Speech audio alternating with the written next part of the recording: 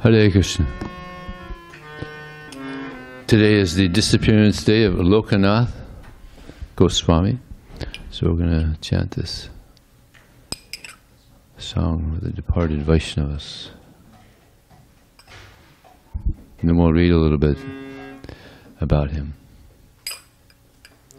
He was a very humble soul. He didn't want, when Krishna Das Kaviraj went to him for blessings for writing the Chaitanya Charitamrita, he said, "You have my blessings, but please don't put my name in the book." Very humble. Well, he's in there a little bit.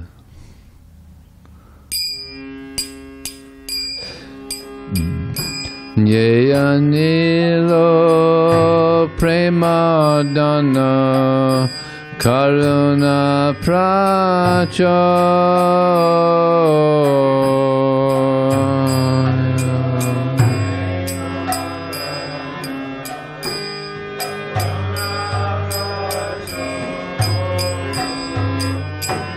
Yeya nilo premadana karuna pracho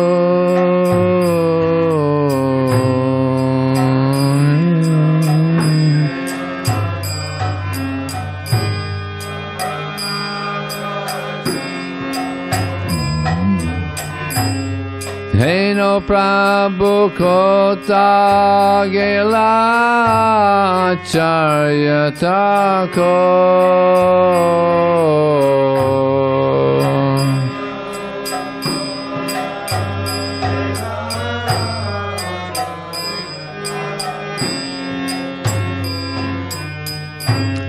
Heino Prabhu Kota Gela Charyatako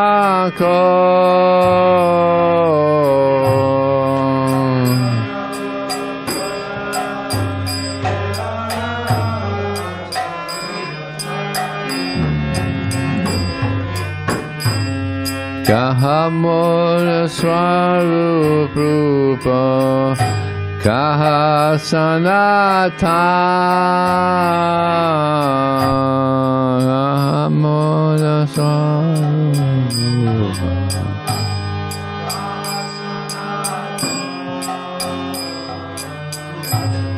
Gahamora Swarup Supa Kaha Sanata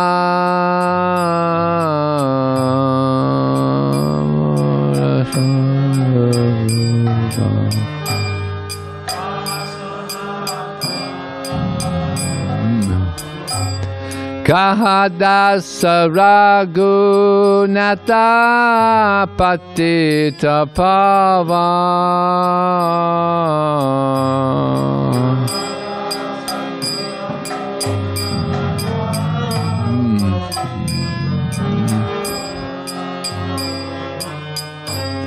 Kahadasa Raghunatha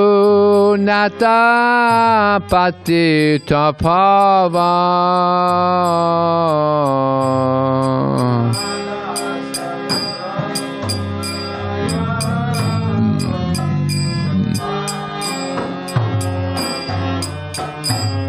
Kahamura Bhatta Juga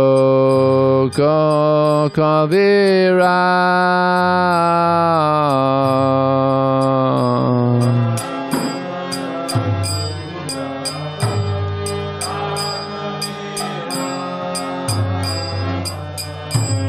Gahamura Bhatta Juga Kavira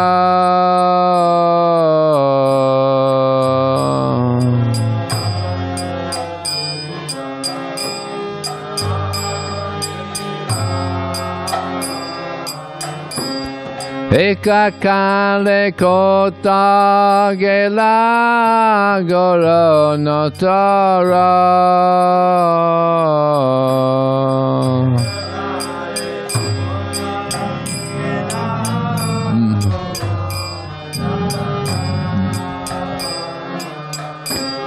Ekakale Kota Gela Gaurangatha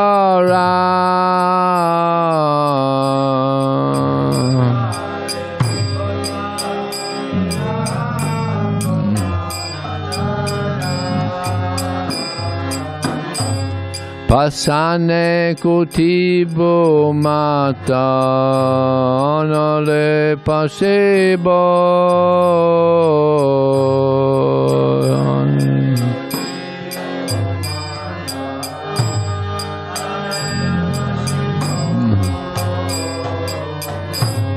Pasane kutibo mato anale pasebo.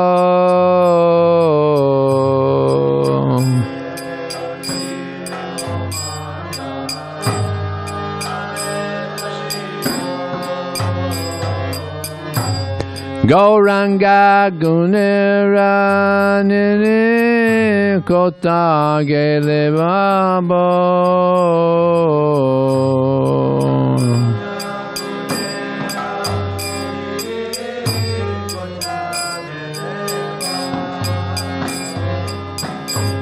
Gauranga gunera nini kota gele babo.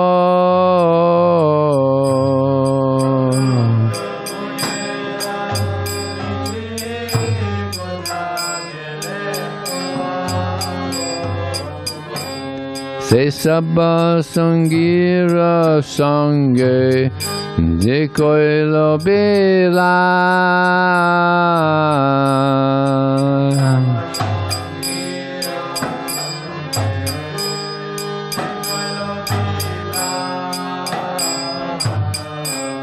Se sabba sangira sange bila.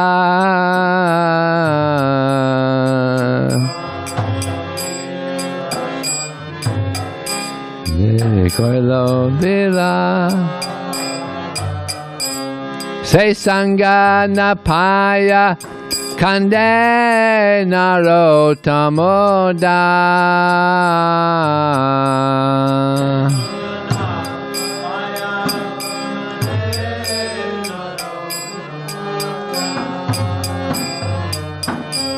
Se sanga napaya kande narotamoda.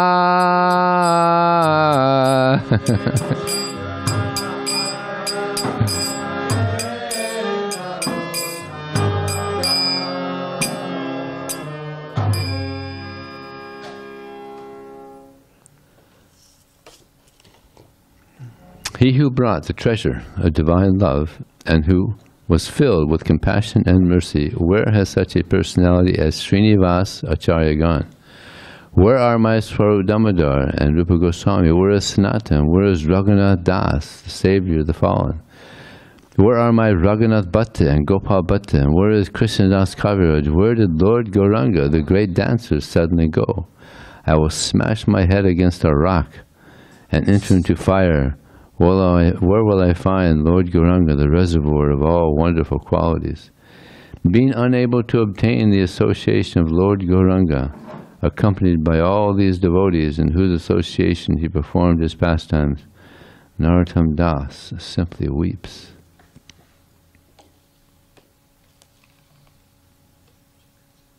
So we'll read from the ISKCON Desire Tree about Lokanath Goswami. Lokanatha Goswami is mentioned as follows in the Chaitanya Charitamrita. He wasn't supposed to be there. Sange Gopala Bhatta Dasa Raghunath Raghunatha Bhatta Gosai Ara Lokanath. When Rupa Goswami stayed at Mathura, he was accompanied by Gopal Bhatta Goswami, Raghunath Das Goswami, Raghunath Bhatta Goswami, and Lokanath Das Goswami. Srila Prabhupada gives the following information about Sri Lokanatha Goswami. Sri Lokanatha Goswami was a personal associate of Sri Chaitanya Mahaprabhu and a great devotee of the Lord. He was a resident of a village named Talakadi in the district of Yasodhara in Bengal. Previously he lived in Kanchapara. His father's name was Padmanabha, and his only younger brother was Pragalbha. Following the orders of Sri Chaitanya Mahaprabhu, Sri Lokanatha went to Vrindavan to live. He established a temple named Gokulananda. Srila Narottam Das Thakur selected Lokanatha Goswami to be his spiritual master, and he was the only disciple. Because Lokanatha Das Goswami did not want his name mentioned in the Chaitanya Charitamrita, we do not often see it in that celebrated book.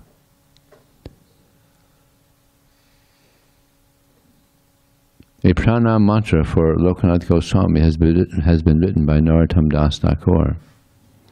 It reads, Srimad Radha-Vinoda Hai Kesava Samanvitam Padmanabhajam Sri Lokanatha Padum Bhaje. I worship the lotus feet of Sri Lokanatha Goswami, the son of Sri Padmanabha. He is a storehouse of single-minded service to the lotus feet of Sri Sri Radha-Vinoda. In the village of Talakari Gram in the Yasohara district, lived the mother and father of Sri Lokanatha Goswami. His father's name was Padmanabha and his mother's name was Sri Sita Devi. Sri Padmanabha Bhattacharya was a very dear follower of Sri Advaita Acharya. One day, Sri Lokanatha Goswami took his birth in the house of Sri Padmanabha and Sri Sita Devi. The younger brother's name was Sri Pragalabha Bhattacharya. The descendants of Pragalabha still live in Talakuri Gram. From his early childhood, Sri Lokanatha Goswami was indifferent to family life. One day, giving up his mother and father and leaving his home behind forever, he went to Mayapura in Navadwipa to take darshan of the holy feet of Sri Gauranga.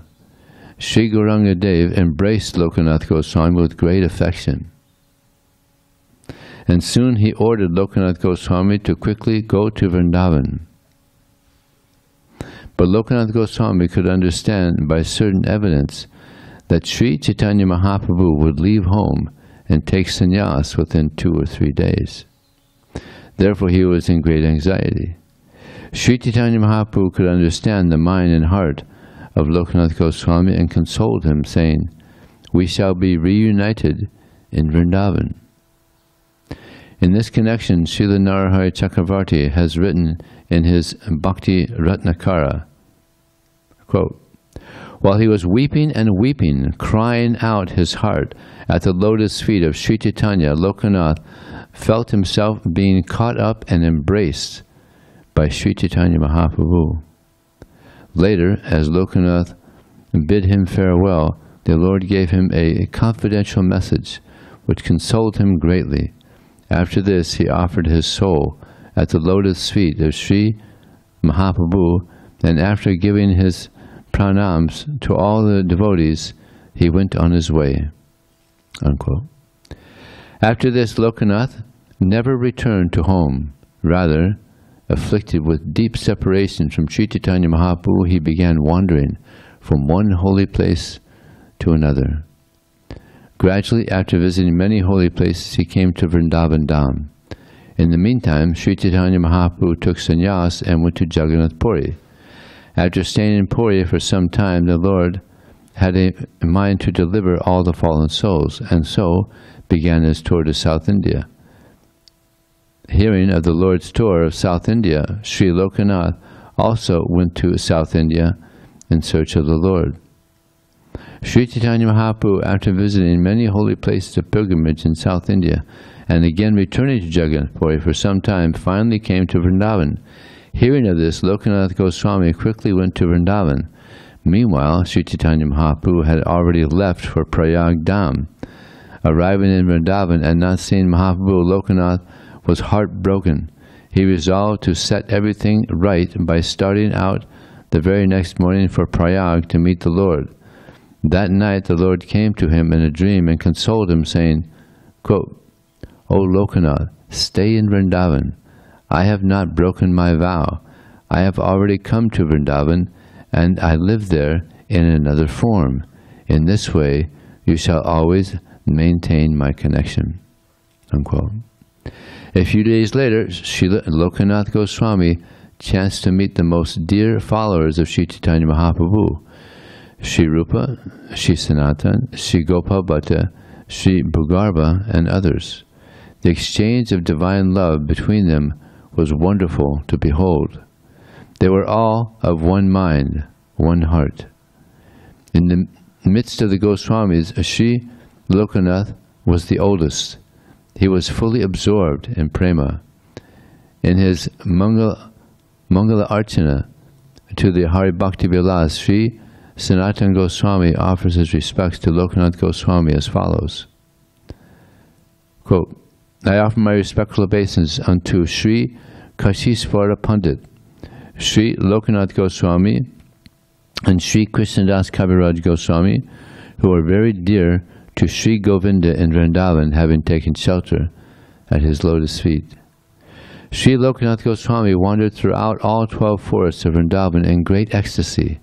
In one of the forests there is a village named Umarao. There he stayed for some time on the banks of the Kishori-kunda. He had a great desire to establish the worship of the deity and render service to Krishna in that way. Understanding Lokanath's aspiration to serve, Krishna himself appeared before him and offered Lokanath a vigraha, saying, quote, worship this deity here. This deity's name is Radha-Vinoda. After giving him this beautiful deity, the Lord suddenly disappeared. At this, Lokanatha Goswami became stricken with anxiety. Seeing him absorbed in worry, Radha-Vinoda smiled and said, why have you brought me here? I have come here personally just to satisfy your purpose. What do you want from me? I live in the forest here near the village of Umarao. By this kund you see before, by this Kishori-kunda you see before you, I make my residence. You must now give me something to eat, quickly. Unquote. Lokanatha Goswami's joy knew no bounds. He floated in the waves of prema.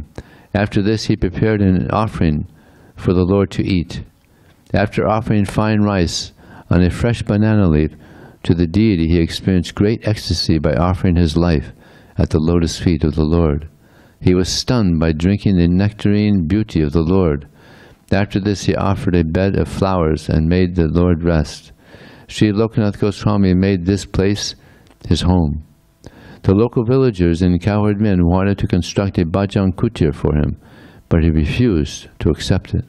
In order to protect the deity, he prepared a cloth bag which he would keep around his neck at all times. Sri Radha-Vinoda became like a jeweled necklace around the neck of Lokanatha Goswami. The cloth bag was his temple. It's amazing, I carried the deity wherever he went. This was Lokanatha Goswami's practice until the day he disappeared from this earth, and is an example of the strict vairagya he maintained. With great care he always stayed in the association of the Goswamis of Vrindavana. It is very difficult to exhaustively describe the life and pastimes of Lokanatha Goswami, who was very dear to Sri Chaitanya Mahaprabhu. When Sri Chaitanya Mahaprabhu and his dear followers, beginning with Sri Rupa and Sri Sanatan, disappeared, Srila Lokanatha Goswami could not tolerate the separation. After this, his only purpose in life was to establish the wishes of Sri Chaitanya Mahaprabhu. Srila Lokanatha Goswami gave mantra diksha to Srila Narottam Das Thakur. There is no mention in the Shastras that he accepted any other disciples. Narottam Das Thakur served him in secret by going in the dead of the night to the place where Lokanath would pass stool and urine and cleansing the area very carefully. Seeing Narottam's humility, Lokanath accepted him. He didn't want to accept him as a disciple. He didn't want to have any disciples. But he was just so determined. Narottam Das Thakur, he's such a great Vaishnava. What the Prabhupada said, that whatever he writes is scripture or something like that. His songs, yeah. Yeah. He was such a great Vaishnava, but he was just fixated, he just wanted Lokanatha Swami.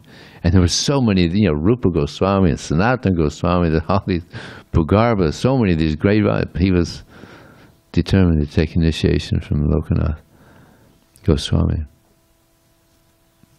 Srila Lokanatha Goswami, in his ripe old age, while performing his bhajan in Kandiravan, in Kayaragram, passed away and entered into the eternal, unmanifest pastimes of the Lord. At that place is a kund called Sri Jugala Kund. On the banks of that kund, Srila Lokanatha Goswami entered into samadhi. It is said that when Krishnadas Kaviraj Goswami went to Lokanatha Goswami and asked his blessings to complete the Sri Chaitanya Charitamrita, Lokanatha Goswami gave his blessings, but prohibited Kaviraj Goswami from mentioning his name in the Chaitanya Charitamrita. For fear of violating the order of Lokanath, Kaviraj Goswami has only briefly mentioned him in the Chaitanya Charitamrita. Sri Lokanatha Goswami ki jai. Yeah, you have something to say? You have something to add? You weren't reading from the slides, but you had some other sources. No, this is from the Desire ISKCON Desire Tree. Okay, so there's a pranam mantra here, written by... Yeah, I read that too. Oh, you did read it? Yeah. Okay.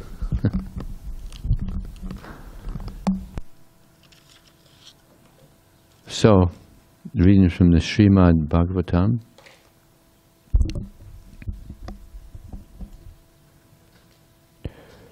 And which verse are we on?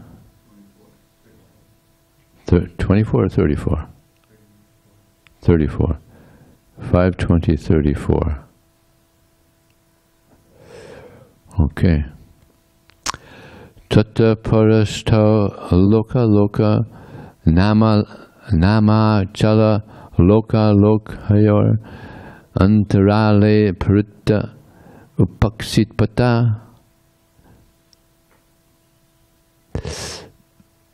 Thereafter, beyond the ocean of sweet water and fully surrounding it is a mountain named Loka, which divides the countries that are full of sunlight from those not lit by the sun. Beyond the ocean of sweet water is a tract of land as broad as the area between the middle of Mount Sumeru and boundary of Manasotara mountain. In that tract of land there are many living beings. Beyond it, extending to Loka mountain, is another land which is made of gold. Because of its golden surface, it reflects light like the surface of a mirror. And any physical article that falls on that land can never be perceived again. All living entities therefore have abandoned that golden land. That's interesting.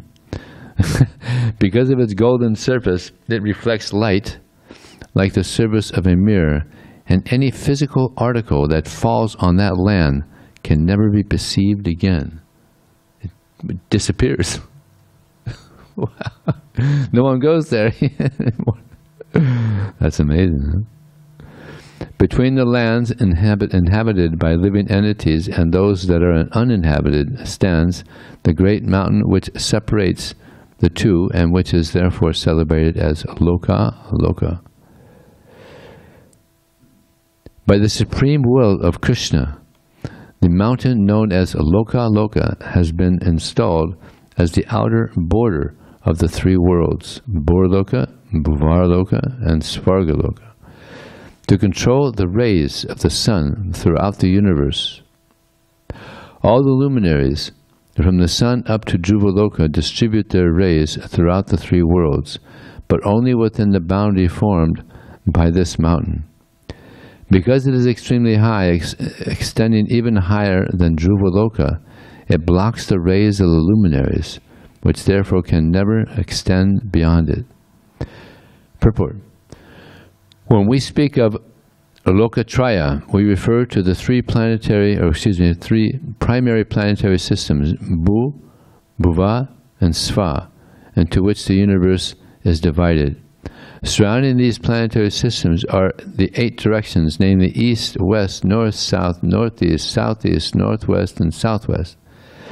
Loka mountain has been established as the outer boundary of all the lokas to distribute the rays of the sun and other luminaries equally throughout the universe.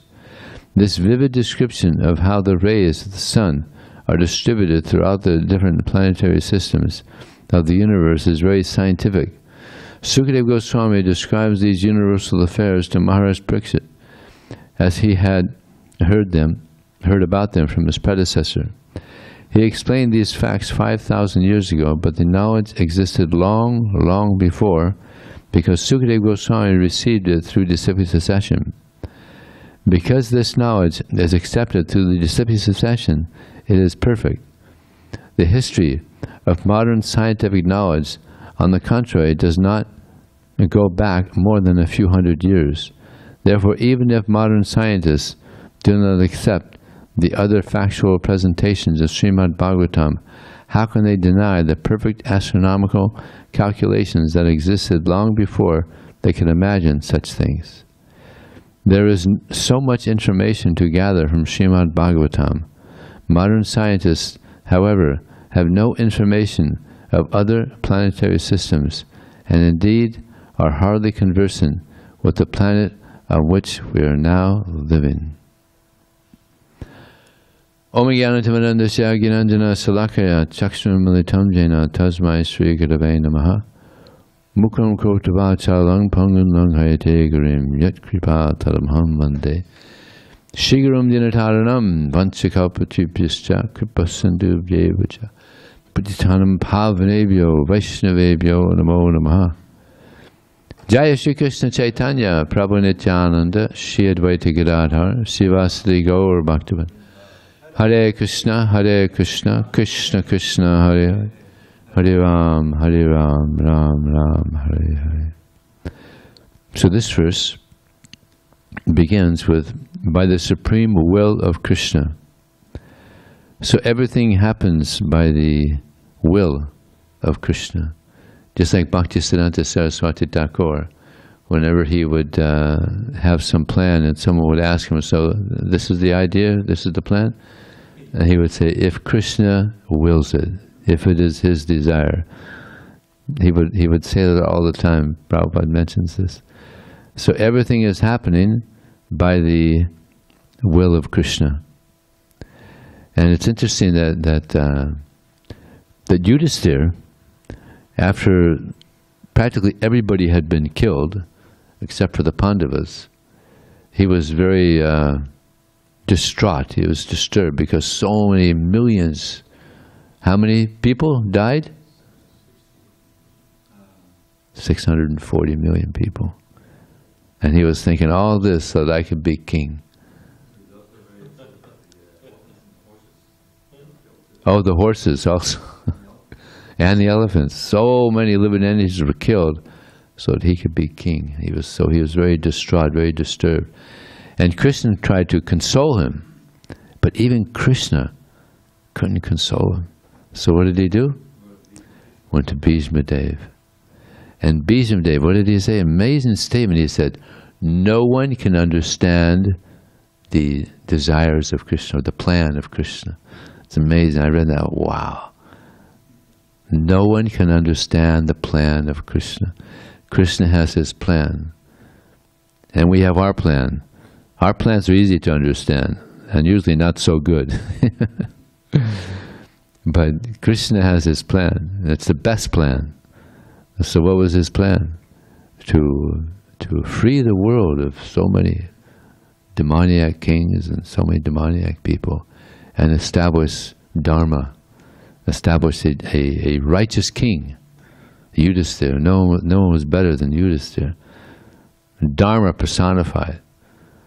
So this is his desire. And Krishna also says in the Bhagavad Gita, Yaidang paramanguyang mad bhakte sabadhasisi bhaktim mayapuram krita mamvyasya yasangsaya. That anybody who is teaching this message of Bhagavad Gita is very dear to me. and there'll never be anyone more dear to me. So we could understand this plan of the Lord. And in the Bhagavad Gita, actually it's interesting that Bhishma, he was speaking to Vridananda Maharaj, he told me that like a huge portion of the Mahabharata, like a third of it is Bhishma speaking to Yudhisthira. It's a huge, I mean, he's laying on arrows. It's like unbelievable. Huge portion. You know, the Mahabharata is humongous. And we have this book like this, but it's actually much bigger than what we see, you know, of the Mahabharata. That's just a portion, a small portion of it. So, but he couldn't quote from the Bhagavad Gita, Bhishma, because when was the Bhagavad Gita spoken? Just like 18 days earlier than that, or something like that. some days. So he couldn't console him with the Bhagavad Gita, the divine words of Krishna. But of course he's a Mahajan, so he had so much to say, and he was consoled. Yudhisthira was satisfied that it was the will of Krishna. And then he, of course, he became the king. So Krishna, in the Bhagavad Gita, Krishna, he's revealing his mind. You know, there's different ways that we exchange love. Dadati pratigranati guya makyati prachati bhunkte bodhite chaiva sadvatam pritilakshanam. That revealing one's mind. So Krishna, he's revealing his mind in the Bhagavad Gita to everybody. Of course, he's not totally revealing it, but he's revealing a good portion of his mind in the Bhagavad Gita. You know, the thoughts of God are there in the Bhagavad Gita, revealing his mind. And then also he inquires. Now generally he doesn't inquire from others confidentially, but he does where? He inquired from Ramananda Roy. Yeah, Lord Chaitanya, he inquired from Ramananda Roy. And what did Ramananda Roy say? He said that the answers are coming from the person who's asking the questions. Coming from Krishna. So inquiring submissively, giving gifts. It's like Krishna, he would give gifts. Yeah. He would receive gifts. He receives so many gifts. Right? But he gives so much. What's that saying? That Krishna, he gives and he gives and he gives and he forgives. And we get and we get and we get and we forget. So Krishna is giving to the devotees, even to the non-devotees. People are getting so much. Yeah? So he's giving so much. And he's getting so much. So many people are giving gifts to God. Just like we have temples. Especially on Janmashtami, it's coming up not too far from now. So many gifts will be given to Krishna. Of course, Krishna, he's Atmaram. He doesn't need anything. He's self-satisfied. But still, devotees want to please Krishna. Just like there's that saying that, what do you give someone that has everything? You know, what to speak of Krishna? Krishna has everything. He's completely self-satisfied. But still, devotees show their affection. And so many gifts will be given. Of course, we have deity worship, so we need so many things. There'll probably be a list of things that we need, right? That is sent out to the devotees. And then giving prasadam and receiving prasadam. Of course, we don't give prasadam to Krishna. We give bhoga to Krishna. Then it becomes prasadam. Then we get the prasadam from Krishna. So Krishna is very kind. And it's the position of Krishna is so great. Just like there's so many gods. Yesterday I met one lady. I offered the Bhagavad Gita to her, and she was looking at the different books, and she said to me, "Krishna is my favorite god." I said, "Mine too." You know? There's a lot of gods. How many gods are there? There's like 33 million demigods, and even, I mean, how many incarnations of God are there? like the waves, like unlimited. I mean, how many waves are there? Geez, like so many incarnations of Krishna. But Krishna's tu Bhagavan Swayam. He's the source of all other incarnations. He's the original God. Mata parataran nanya kinchidasi dhananjayam. There is no truth superior to me. Everything is emanating from me. You see, there's so many gods, but no one says this. You know, it's like the Christians, they say, oh no, Jesus is God. I tell them, wait a second. Jesus says he's sitting at the right-hand side of God, and God's there, and he's there, so wait a second. They're just like, they don't know what to say. You know? But they think Jesus is God. You know? So Krishna, he's very popular in India, and there's another God who's also very popular. Who? Sai Baba. Not a real God, not a fake. Ram, Lord Ramachandra, is very popular, and he's God. But he never said, Aham sarvasya prabhavo mata sarvam papart iti madbha bhavantim bhura bhava samava. That I'm the source of all material and spiritual world, everything emanates from me. He never said that. He never said he's the Supreme. But Krishna says he's the Supreme. So these are the two most popular gods of in India. But Krishna, and mainly because Krishna, he has his playful activities. But Ram, because he's so dutiful, such a responsible husband, you know, ready to give his life to save his dear wife, Sita.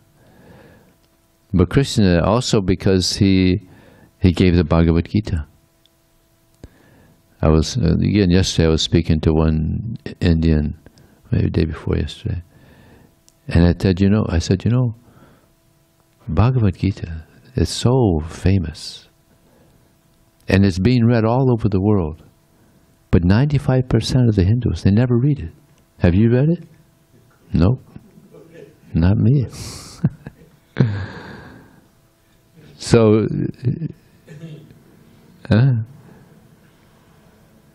so she said, well, yeah, it's philosophy, you know.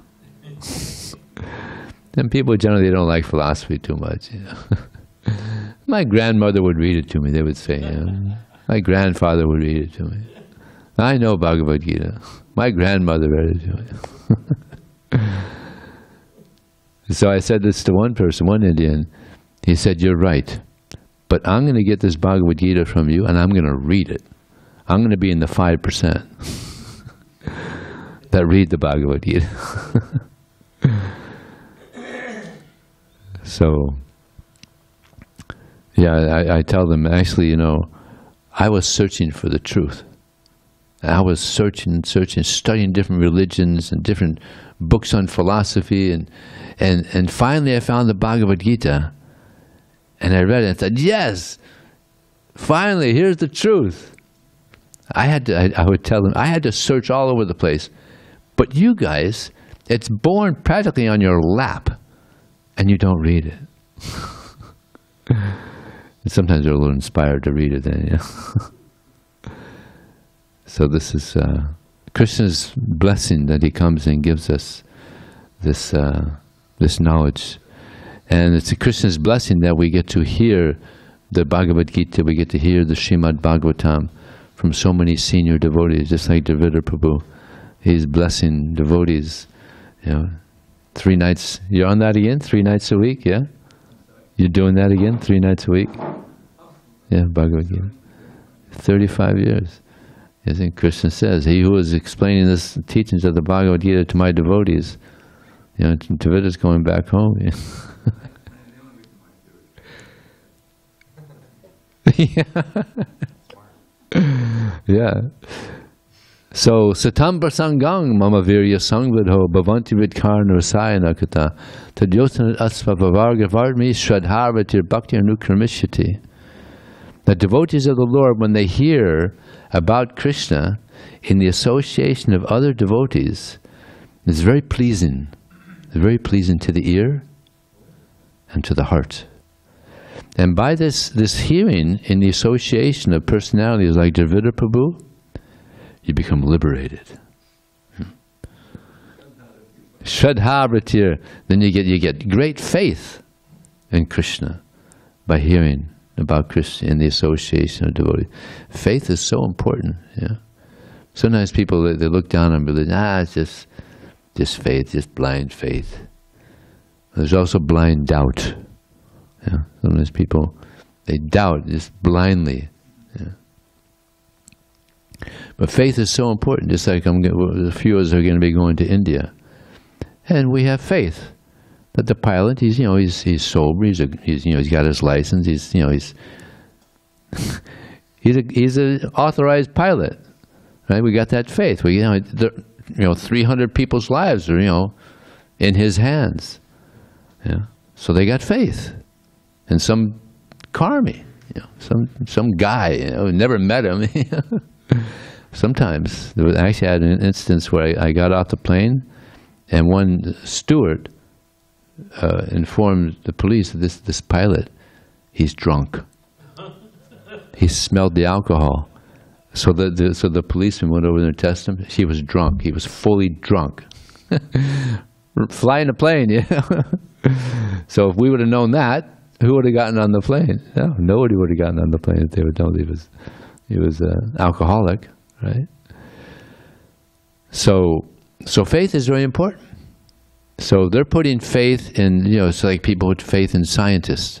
It's like, well, now there's a lot of talk about science now with this chapter. But people, I met one person on book distribution. He said, no, I think there must be a God. I don't have enough faith in the scientists to believe all the things they say. Didn't have faith in the scientists because they're always making mistakes. What was the Prabhupada said? That modern scientists have lost their brain work due to accepting the theory of I can't remember the word. The theory of maybe, like that, maybe, perhaps, So they've lost, Prabhupada said they've lost their brain work. Yeah, because they're just, speculating and maybe this, maybe that, perhaps. Yeah. They're changing their theories all the time, isn't it? So it was interesting. He said, I don't have enough faith in those guys. There must be a God. Shraddha. So we have, by association with the devotees, especially Prabhupada, you're reading Prabhupada's books, that really creates faith. So when another thing, when I speak to the Hindus, I tell them, this Bhagavad Gita convinced us Westerners, and not just us here in America, but in China and Russia and all over the world, that Krishna is God. So this is the power of this Bhagavad. Therefore it's called Bhagavad Gita as it is. So many Bhagavad Gitas came to the West, but nobody became a devotee of Krishna. But this one convinced us. Oh, okay. And then Shraddha Vritir, you get a taste. From Shraddha, we get a taste. We want to chant our japa. We want to hear about Krishna. Yes, now another day we get up in the morning, another day to chant the names of Krishna, another day to hear about Krishna, another day to engage in devotional service. It's like, this is another wonderful day to serve Krishna, to again try to surrender. Not easy. Another day to try to again surrender to Krishna. And then Shraddha Vritir Bhakti. Then from that enthusiasm to serve Krishna, to hear about Krishna, to chant his name, eventually we attain the bhakti. It's there. It's there. Just like an example is given, just like on these snow-capped mountains, I gave this an example on Thursday. There's so much snow, and when the sun comes up, these layers of snow, they melt.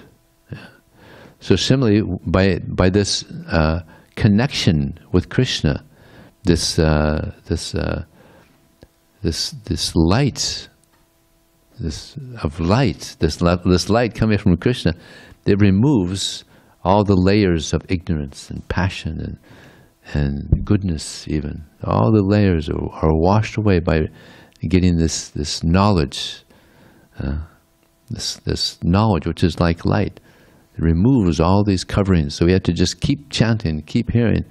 Just like this sunlight is constantly going on the mountain, and the snow is melting. So we have to hear and chant constantly, and eventually all this nonsense will be washed away, melted away, and it'll just be a desire to serve Krishna.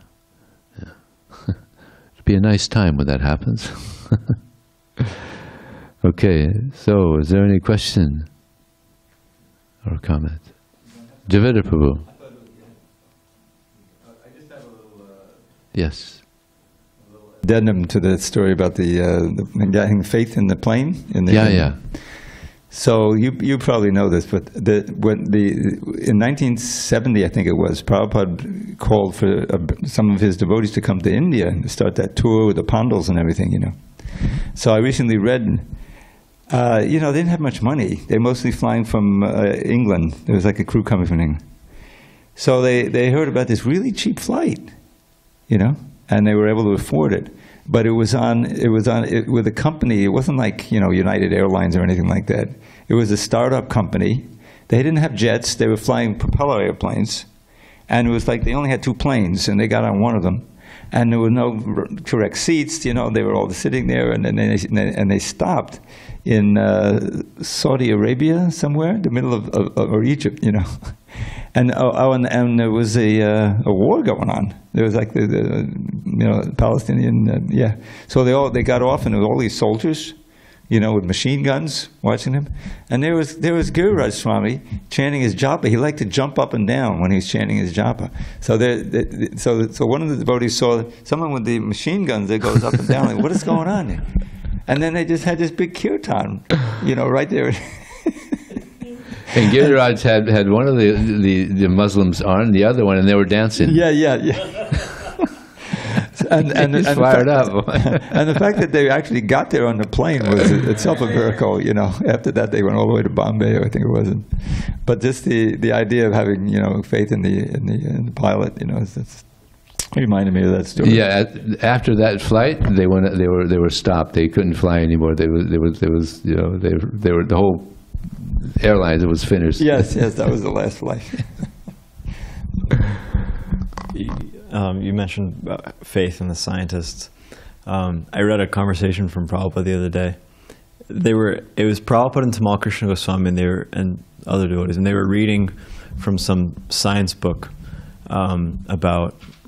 It was talking about Pluto, and it was saying something like, Pluto, the atmosphere is probably very harsh or something like this, and Prabhupada, he noticed that word probably, and he said probably, and then he laughs, and then he goes, probably it is science, otherwise it is nonsense. That was kind of funny. Yeah, thank you. Okay, thank you. So one thing I was curious about is in the verse you read, 36, it's saying that this mountain, Lokaloka, it's dividing the portion that's lit from the portion that's unlit. And then specifically it's called Lokaloka because Loka can mean, planet, but it can mean people or inhabitants. So the part that's lit is the only part with inhabitants, with life. And the part that's unlit, the Aloka, that doesn't have any inhabitants. So Lokaloka is just dividing the inhabited part of the universe and the uninhabited. So I'm wondering if maybe I was just mistaken with this idea, but I had some idea, and I've repeated this to people when discussing or answering questions or discussing Krishna consciousness with people, that every place in the universe has a purpose, and specifically a purpose with living entities. And so it's not that like there's one inhabited planet Earth and there's all these just, celestial bodies with no purpose. Maybe they could have a purpose, being a luminary or something. But I guess I had some impression that there's life everywhere. It's just a matter of what kind of life. So there's some kind of form of life even on the sun. It's just not the kind of life that we understand life to be, and on the moon and so on. So I guess I was thinking that every part of the universe would be inhabited by some living entity. But then here it's saying that the whole portion without light is completely uninhabited. And so I'm wondering, am I just wrong with that impression? I thought I got that from maybe the book Life Comes from Life, but I thought Prabhupada brings that up, that no, it's not that, life is only on these planets where we think life can exist. Life's everywhere. It's just a matter of what kind of life. There's these kind of microbes that exist in fire and ice or in darkness or whatever. So I'm just wondering, do you know, am I mistaken in thinking that every part of the universe has some form of life on it? Or should I take this, literally and say it? Well, Krishna says by Sarvagata that there's living entities everywhere. Yeah, there may not be particular living entities that we see here or anywhere, but there's life everywhere. This is the statement of Krishna, which is inconceivable. What's that shloka that you're referring to? Sarvagata. What's the verse? How does that verse start out? Sarvagata. I forget.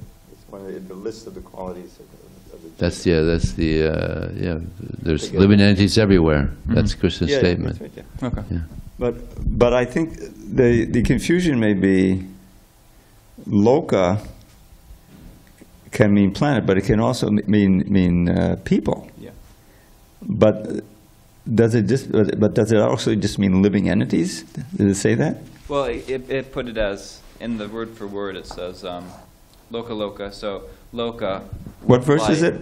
With 36. 36. So Loka is with inhabitants, and Aloka is without inhabitants. So these two portions, the part of the universe, material universe with inhabitants, and the part without inhabitants. Well, would germs be considered inhabitants? Yeah. I guess that's my curiosity. Yeah. I think that inhabitants usually means some kind of human-like sentient beings. Yes, that makes sense. I think there can be maybe they're just not sentient beings. Yeah. Anyway, I have some commentaries. I can look it up. Hare Krishna Vijaya. Thank you for the nice class. I was just going to ask you, earlier when you were reading the memoirs about Lokanath, Lokanath. Yeah, Lokanath. No. You just said that he walks around with deities in his neck. One deity. Around his neck. Yeah. Do you know what specific deity? Exactly. That was Radha-Vinoda, I think, right? Yeah, Radha-Vinoda. Okay. Yeah, that was his. That's where, I guess he would take the deity out and worship the deity, but he was always with him. Where is it now? Do you know? I don't know. Probably somewhere in Vrindavana.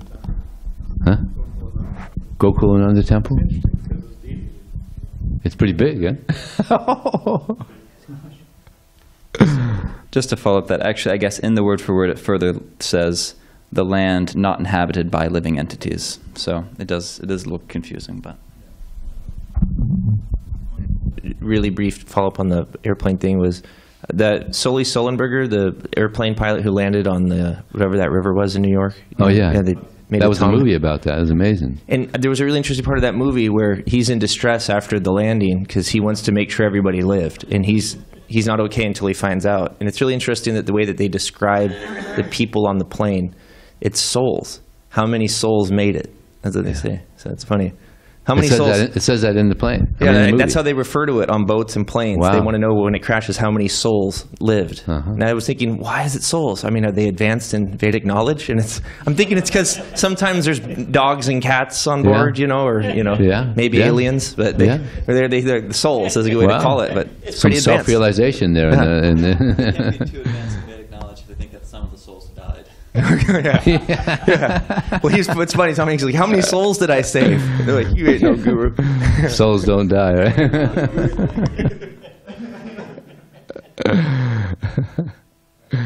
All right, online. I wonder who's online. Yes, Vijay Prabhu. Hare Krishna. Vijay Krishna Prabhu. Prabhu, you know better than me that name and fame can be used in favor of the glorification of the Lord. So based on this, my question is, why is it that Sri Lokanatha Goswami shunned name and fame so much that he asked Krishna Das Kaviraj to keep his name out of Chaitanya Charitamrita? Well, he was an extraordinarily humble person, and just just didn't want his name in there. He didn't want to have any disciples. He just felt himself. This is what my understanding. He just felt himself so insignificant that he didn't want anything to do with any fame or recognition, or he just wanted to serve Krishna and live a simple life. Thank you, Prabhu. Thank you very much. Hare Krishna. Hare Krishna. Lokanath Swami ki.